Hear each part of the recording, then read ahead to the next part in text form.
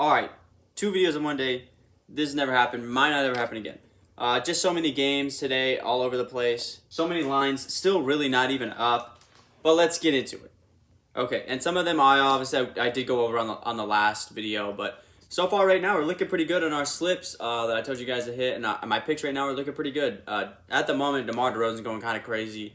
Karl Anthony Towns is going wild, and Maxey is just about to hit his assist total. Still hasn't been checked back into the game, but he'll get there eventually.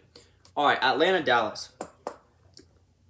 Bigs feast against the Mavericks. So, looking at the lines that are now out, they have Clint Capella at a 10.5 rebound line. I'm hesitant only for the fact that he has been getting no minutes. He's been getting like roughly 23 to 18 minutes a game. Like, that's just so bad. It's not good enough for him to get those rebounds. So, even though bigs do feast against the Mavs, I'd stay away from Clint Capella's board just because he just hasn't been getting the time. And as far as Trae Young goes, obviously this is the whole Luka Doncic Trae Young draft night thing. He could have a big game. Historically, up to this point in the season, the Mavs have not, over the last couple of weeks, allowed really much as far as guards go. Dort's 30 and Mann's 29 from the other night in overtime was the first time in a while that some guards have been able to have some success. Ja Morant had 30 a couple games ago. But really, the Mavs have played pretty good perimeter defense. But you have to think the Hawks have played bad perimeter defense. Past games, 26 and 11 from Fred VanVleet, 32 from Booker, 18 and 10 from Push Paul, 31 from Trent, 33 from Monk. They've just been they just getting dropped off by guards. So we have to go over on Luka Doncic, over 49.5 points, rebounds, and assists. That's kind of high. I know it's at 50. They did post a 19.5 rebounds and assist line. I think that's high for Luka.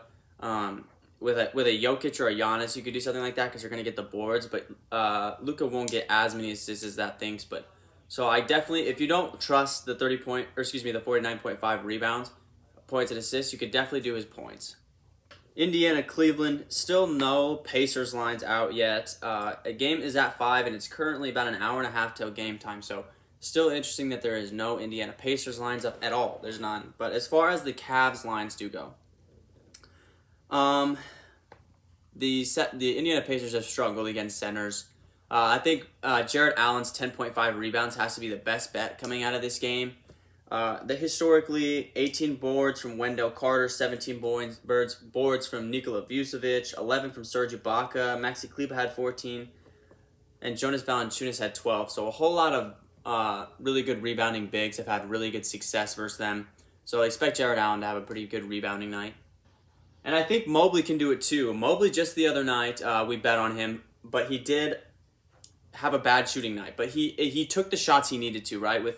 I did actually just get a notification just now. Darius Garland is a game time decision. If Darius Garland ends up playing that game, obviously Mobley's not the number one scoring option anymore, so probably don't anticipate that Mobley line to be as good. But if Garland doesn't play, Mobley will have that line. Boston and Orlando. Obviously, they have just a little bit of history. Two East teams. Their most recent game was a 116 to 111 overtime game. So the stats will be a little bit buffed because it is overtime. Wendell Carter had 15, 7, and 16. 15.7 rebounds, 15.7 assists, 16 rebounds. I like Wendell Carter's line. The Celtics, historically, 17 rebounds to Isaiah Stewart, 17 rebounds to Mason Plumlee, 21 to John Collins, and 9 to Rashawn Holmes. So guys that are pretty good at attacking the glass, they've had some success versus him. So if you wanted to go rebounds, it's set at 10.5, you could, but I would definitely do his points and rebounds. Celtics lines that I'm liking a lot. Like I said earlier, I like this Jason Tatum 12.5 rebounds and assists line. That seems like a pretty solid one for me. Historically, like I said, the Magic just have really bad defense. I'm not even going to go over the numbers. They just have really bad defense. Look for really anybody on the Celtics to really feast tonight. They just put out a Dennis Schroeder line for 7.5 points. That might be something worth just jumping on top of because what are the odds maybe he can't score 8 points? I know a lot of people have been liking Marcus Smart's assists. That's also not a bad move. Al Horford's rebounds against the Magic. He's finally getting back onto his rebounding status. That might be a good one. But like I said, there's a lot of really good Celtics one versus the Magic. Rockets Pelicans. They did play recently. It was a 118 to 118 Houston, or excuse me, 118 to 108 Houston win. A couple of stats from that game. Christian Wood had 23 and 8.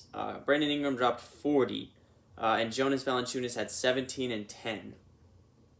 As far as the lines though go for this game, Rockets do give up a lot to big men. Obviously, Ingram's probably not going to drop 40 again. But you have to anticipate here that Ingram's going to have a pretty good game. Currently, they have his points line at 24.5. I like that points line. Again, these are two teams that are at the bottom of the West. So don't expect this to be a blowout by any means. It should be a good game. So Ingram over on his points, which is set at 24.5, I feel like is a pretty solid one. Also, Jonas Valanciunas, they have him at a combined points and rebounds line at 33.5. History for the Rockets versus bigs. Keldon Johnson had 29 just the other night. In that same game, Jakob Poeltl had 21 and 10. Evan Mobley had 29 and 12. Kevon Looney had 14 boards, and Jusuf Nurkic had 25 and 13. If there was a great NBA comparison, it's Jusuf Nurkic and Jonas Valanciunas. Two do basically the same exact thing.